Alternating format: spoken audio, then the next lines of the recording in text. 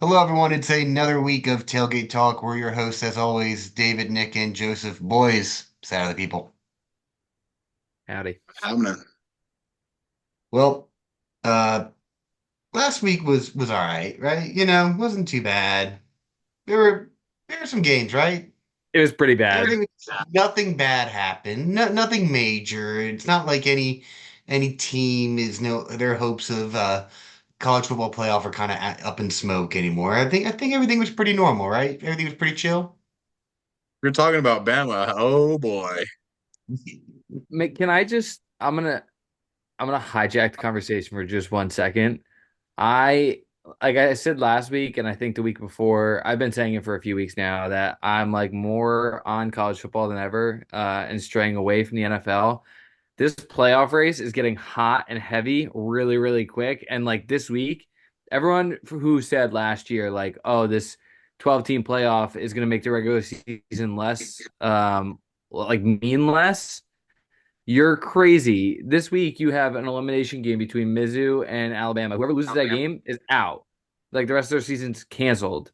And that's just the one that I can think of off the top of my head. But this playoff race is getting hot and heavy, and there are a lot of games that mean a lot to a lot of people, and from like this week until it finishes. You know what I think it is? I think it's also the fact that, and I mean, as much as we complain about NIL, it really has done a good job of leveling the playing field where you get a team that, like Vandy, that goes out in the portal, grabs a quarterback, and goes and beats Bama. Like that doesn't really happen in years past, but because Vandy can afford to pay their guy, they can get someone that fits their system well, and now anybody can beat anybody. And I'll say I was wrong. Well, Uh, and I uh, think the other thing, real quick, just to add on to your point, is not only NIL, right? Like there's more of a parity in college basketball because 68 teams get into a tournament every year. So like you don't have to go to these amazing blue blood schools if you don't get the opportunity to, or if you want to play more or be a star on a small team. Like I think you're seeing that it's not 68 teams, it's only 12. But I think you're also seeing all these kids are like, oh, I don't have to go to four schools that or six schools that have the chance to make it every year, Clemson included in that. Like there are six teams that rotate in and out of this 14 playoff, and now we have 12. And like you can have a Boise State that can go with Nash and Genty. Like you don't need to go to an Alabama, an Ohio State, a Clemson, um, and or like a whoever to go and be in the playoff, which is interesting too. I just wanted to add that point. I mean, put it this way, you've got Oregon now, Georgia, Texas, and Alabama, who have all been number one this year already. And now you're looking at Alabama 15. They're on the outside looking in on the playoff picture. You've got teams like Well, Indiana 7-0, ranked up I 13, who I are get knocking on the door. You've I got get that BYU and Iowa State right I there for Big 12. I get that like a few weeks ago there was a rumor that the SEC and the Big Ten both were going to try and like maneuver their way in to have four bids automatically in the future, but like these leagues are going to sort themselves out. Four teams may not be good enough to make it. And if they do, then they deserve it. But I don't think you need to have, oh, the SEC and the Big Ten need to have four teams in there because the SEC is already sorting itself out this year. And I think it's going to continue to be that way in the future. Like you might have a Texas. You're probably going to have a Georgia, right? But Alabama's out. Mizzou's probably going to work itself out. Um, Misses who two else is losses. who else is in the SEC? And Mizzou's schedule is not that strong, so I wouldn't be shocked if they get LSU like and A&M are the top two right now. LSU and A&M play this week, so one of them Tennessee. is going to work each other out. And I don't know if either of those teams are good enough to make the playoff because LSU doesn't have the defense or the offense, one of the two. And A&M, I have not watched a lot of LSU football this year. And A&M has the defense, but not really a great offense, not one you can depend on week in and week out. I mean, Marcel Reed is good, and they've been good since they lost to Notre Dame, but they haven't been great. They haven't been like world beating by any means. I think they went back to Wegman too. So they don't even have Marcel Reed starting. Well, that's absurd. I mean, the point, and this is what I think to dial home on the shout out that you're giving this week, Joe. I mean, college football has the best regular season out of any sport. In Yeah, it for sure. hands down, every week matters. And the concern that people had was that with the expanding the playoff, you would then all of a sudden dilute the regular season. All of a sudden, I think it just gets more interesting. Now you've Yeah, got we've never had games matter in week 9 as much as they have this year. Like you were waiting until Michigan and Ohio State played in like the last week of the season, or like Clemson played a sizable opponent for yeah. games to really matter. And so I think this conversation may come up again, and there may be a little bit more nuance and a little bit more like framing and context for it when we get to the end of the season, when you start looking at rivalry week and the true like you know clinching of your conference, who's going to play, and then what happens with conference championships. I think the consensus and the jury for expanding the playoff has to be out until we see at least the full season. But if it Oh, for continues the sure. way that it's continuing, and we've got, you've got a position where you've got like say it's Miami and Clemson or Clemson SMU or Miami SMU, whoever it is in the end that's undefeated slash one win, one loss going into the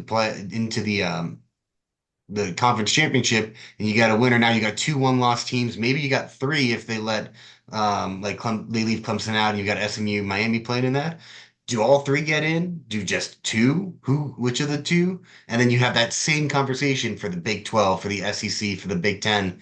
It's gonna get very, very interesting because all these teams are like inching up and up and up, and it feels like it's been And very some of these volatile, teams don't, the not to rankings. interrupt you, but some of these teams don't play each other.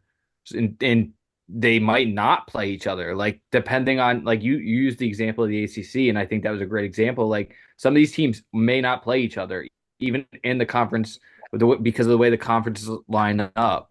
So that's another interesting fact, and we're probably going to have to resort to some analytics or strength of schedule or win probability or what have you. But I mean, we set a precedent last year, and like I know we talked about it in depth at the end of last year, but like Florida State got left out last year. There are going to be teams that get left out, and it is what it is. But it's I think that like my winner this week is like the playoff race, just because of how interesting, whether it's good or bad, it is going to be at the end of the year. I got no more words. I think I'm just ready to see the rest of the season, how it I plays can't out. wait. I can't wait. That's kind of like why I brought it up first, Bart was Scott, can't wait. not to hog the mic or whatever, but I thought it was like a perfect intro to this whole thing, because we're a college football show, and we have so much passion for the sport, which is why we do the show week in and week out, and this is why we have the passion, because of seasons like this. Well, you know who's not going to be in the playoff conversation anymore, and my it ties in hand with my winner loser of the week, the Go Liberty ahead. Flames. I know technically I'm cheating because it's technically this week that Liberty lost, but shout out Kennesaw State. That's their first FBS win. Liberty was a team that I mean, a lot of people preseason circled that App State Liberty game as a potential playoff eliminator. And App State, we've seen what happened with them. Love App State, but they have not played well this year. And now Liberty, I think losing to a team that was 0-6, I think that's a disqualifier. So it's Yeah, just crazy, and it goes to show that anybody in the preseason that thinks that they know anything is just flat out wrong. they couldn't afford a loss. And I also saw an interesting stat. I think they haven't lost since November of 2022, which is Yeah, Liberty insane. is. I think they went undefeated, or maybe I don't know, but I think they're it was a a regular very season stat. solid. What do you say? I'm pretty sure it was a regular season stat. Regular season, yeah. I That's didn't I didn't know if that stat was exactly correct, which is why I said it like hesitantly, but the stat was crazy. But it's No, just based crazy off of that that, look out for Boise State UNLV Friday night. So when this show comes out, it'll be tonight. Big matchup there. You've got UNLV at 6-1, 2-0 in the Mountain West. Boise State 17th ranked. I think right now they're the highest ranked group of five teams, so they've got the automatic qualifier at the moment. And they're 5-1, 2-0 in the Mountain West. Like That's a playoff game right there. Yeah, no, that's a playoff game for sure. I think that might be the game of the weekend. Yeah, whoever wins that game is probably going to get the G5 bid What would be minus. amazing? Well, What would be amazing? depending on how the service academies work out. Mhm. It's What huge would too be for the Heisman race because of Austin Jonty. I mean, He's a stud, if by he the keep, way. yeah, but because he's a group of five player, I feel like he has to make the playoff in order for him to get the true recognition that he deserves. So you're rooting for Boise State to make the playoff if you want Jonty to win the Heisman. Also, the that other? Boise State team is stacked talent wise. For a group of five school, they're stacked. I mean, you have Malachi Nelson, who is, I guess, a failed 5-star recruit, but he had so much hype coming in. He went to USC, he sat behind Caleb Williams. Like, I know he's not the starter this year, and I know I think he's still there. I don't think he entered the transfer portal. I got to look at that. But like that, he's just an example of how stacked that roster is for a G5 school. Like, not only do they have Genty, but they just have players like all around. Malachi Nelson is at Boise State. Still is. Mhm. Yeah, I know he's not the starter, but like that just goes to show that like their starters is very, very good. The other thing about that game is imagine whoever wins this game. I guarantee because both their losses, UNLV's was to Syracuse and Boise State was to Oregon. Those are non-conference games. So if they run the table, they could meet up again in the Mountain West Championship. And then if the loser of this game this week gets revenge, if you're a service academy, you're rooting for that. Whoever loses this week, you're rooting for them in the rematch for Yeah, sure. I think the service academies are going to have something to say about this though. I mean, they both play Notre Dame, so they're gonna one of them has to beat Notre Dame, and whoever does is gonna have to then beat the other team Correct. in the American And one of Championship. them plays Notre Dame this week. Yep, Navy. Yeah, Look at, but the and Mississippi. this is one of the great things about expanding the playoff is that now that you have this automatic qualifier for the fifth highest ranked conference champion, group of five team, especially with the Pac-12 being no more, they this is their opportunity to really make some noise and for people to care about them. It's huge. It's awesome. I love it for the sport to give some of these smaller schools the the eyeballs really on them to see what they got. And I don't know, last thing. I don't know if this is what you meant by that, but this is what clicked into my mind. Like you always remember like this your first Cinderella story in the NCAA tournament. Like mine was VCU, and then like I was kind of still a little bit young for that, and then it was like FGCU, Dunk City.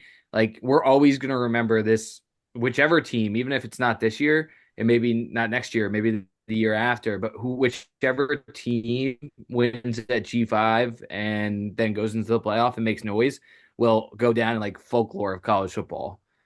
Well, I mean, It's just like another interesting. You can even argue that that Boise State did that a while ago when they beat Oklahoma in that Fiesta Bowl. Like Correct. you still see the Statue of Liberty, you still see the hook and ladder, and you think Boise State, you think that Fiesta Bowl on the Smurf turf. So I mean, I think that if there is a group of five team to do it, I think I personally think it'd be Boise State. But no matter like in the 12 team college football era, I think whoever does that Right. is gonna go down in like 12, I guess, yeah, better phrasing it, like go down in 12 team playoff folklore history. Like you're gonna remember that team forever. Or at least we Just will, because we're of age enough to kind of remember everything. just imagine an SEC school having go up to Boise, Idaho in December or January. On the Smurf turf.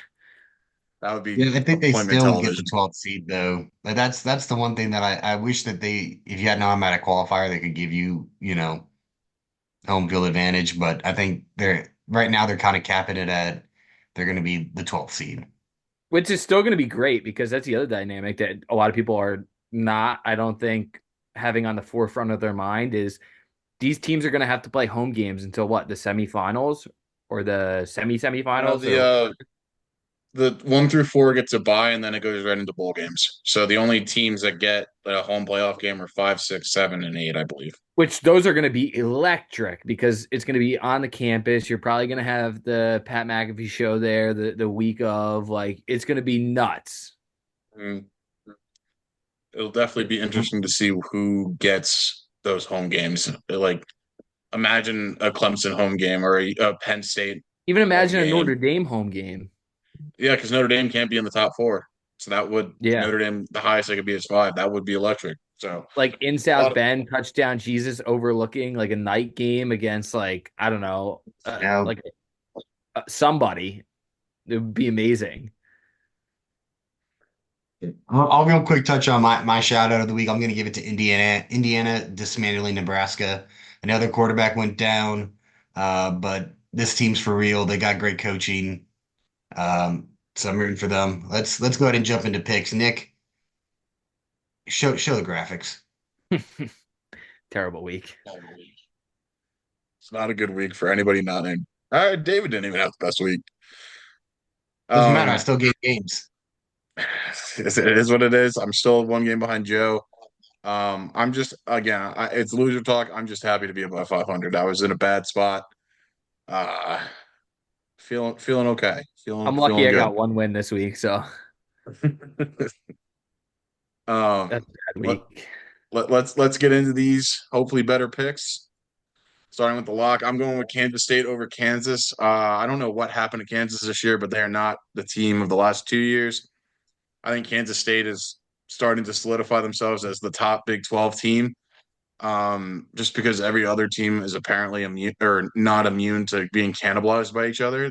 I think the Big 12 took so many Pac-12 teams, they took over the mantle of we're the conference that's going to eat each other alive. And I love it that it's not the conference that my team is in. Let all the chaos happen in the Midwest. Um, but I don't see that chaos happening this week. I think Kansas State rules here. Don't forget about BYU and Iowa State over there. Oh shoot. Wait, yeah. They're Okay, never mind. slowly I take they're just hiding in the background right there, waiting for Kansas State to slip up. But I get what you mean. honestly I completely forgot about those two because Iowa State I'm not that high on and BYU I keep forgetting that they're one of those teams that came over. So Yeah, and they're strong this year too.